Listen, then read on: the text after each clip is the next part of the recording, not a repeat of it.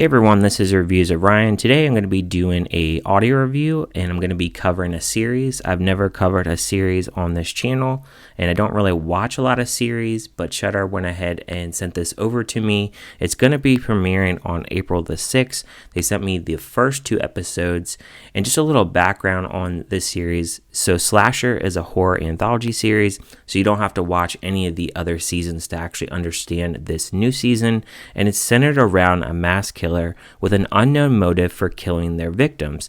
The show was created by Aaron Martin and it first premiered on Chiller back in 2016. Netflix, they acquired the rights for the 2nd and 3rd season, and on the 4th season, Shudder picked it up and now we are on the 5th season.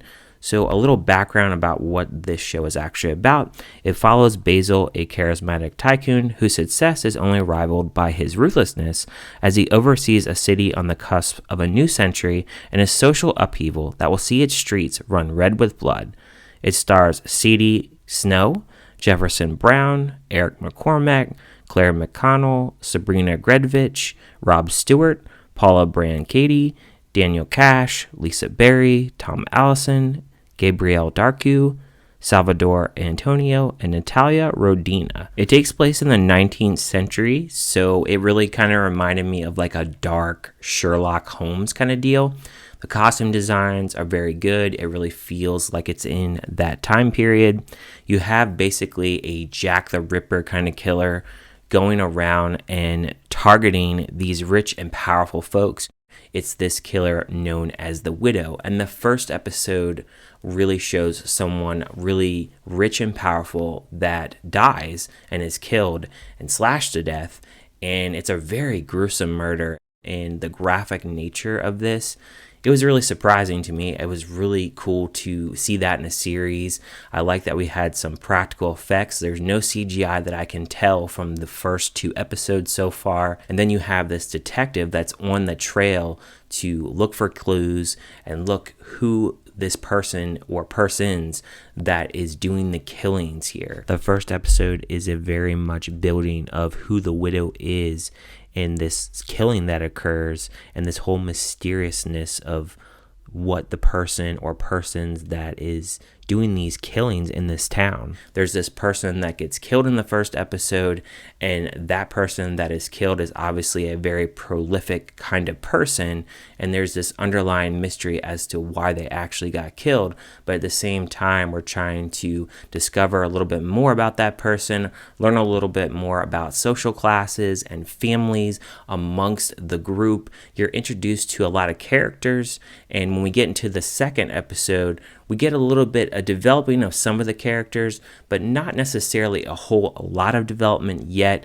It does take its time in kind of actually building up to that point. The first episode is around 50 minutes, and the second episode is only 44 minutes. I'm not sure how many episodes there's going to be total, but I believe they're going to be dropping, I think, the first 2 episodes on April 6th, I believe. And then we'll have, I believe, 1 episode a week, if I'm not mistaken. But I think how this is going to build up, it seems like it's going to be kind of a slower kind of burn. It doesn't have, I would say, a lot of killings all in 1 episode. It kind of has a killing in an episode, and then it kind of develops from that killing, and we get a little bit more investigation of that killing. And it does end on cliffhangers for both episodes.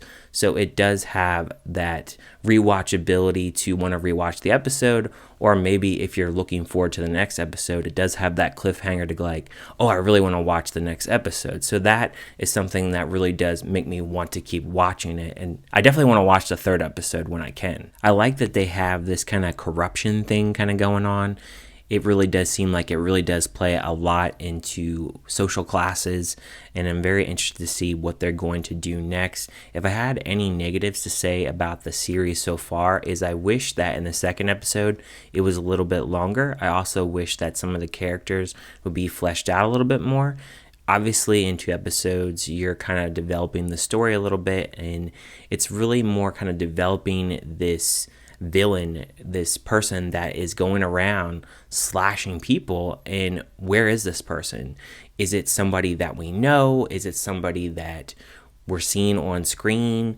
Because in this, the villain is obviously in this cloak, in this mask, so you don't really know who the person could be, and it's like a whodunit kind of thing. And I think the way that they've built this up so far, I think they've done a really good job of actually building the widow, and we really feel like the presence of this person is really there in the town, and that is something that's really done well so far in the series.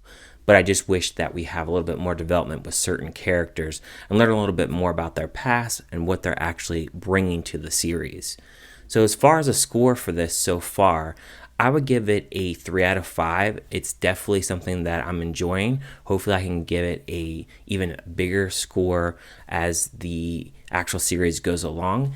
And if you guys really like this video, smack it with a like. I may cover all the other episodes if you guys really enjoy this. Thank you guys for listening to this audio review. And let me know in the comments, are you going to check this out? And if you have checked it out as this video is coming out and when this series actually premieres, let me know what have you thought about the first couple episodes so far. Thank you guys for listening, and I will see you guys on my next review.